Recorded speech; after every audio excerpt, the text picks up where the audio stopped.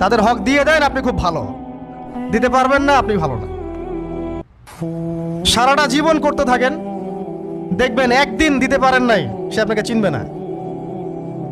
নবী সাল্লাল্লাহু আলাইহি ওয়াসাল্লাম বলেননি এই কথাগুলো? জাহান্নামে যাওয়ার কারণ এগুলো উল্লেখ করেন নাই? কিসের আত্মীয় আর কিসের আপনজন আর কিসের অফিসের বস আর কিসের কি, সবাই সবার স্বার্থ নিয়ে পড়ে আছে। শুধু একজন সত্তা আপনার কাছে স্বার্থ চায় না, সে কে? আল্লাহ পাক। এটা যদি বুঝতে পারেন তাহলে দেখবেন মনটা আল্লাহর দিকে নরম হয়ে যাবে। আর মুসলিমদের এখন এই মানসিক আত্মশুদ্ধিটা বেশি দরকার। আমরা কেন যেন অস্থির জাতি হয়ে গেছি এখন, একটা মানসিকভাবে শান্তি নেই আমাদের মধ্যে।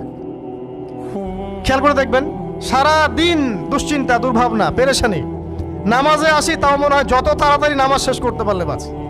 5 মিনিট 4 রাকাত নামাজ, আর ইমাম যদি ভুলে 10 মিনিট পড়ায় তো চাকরি নট।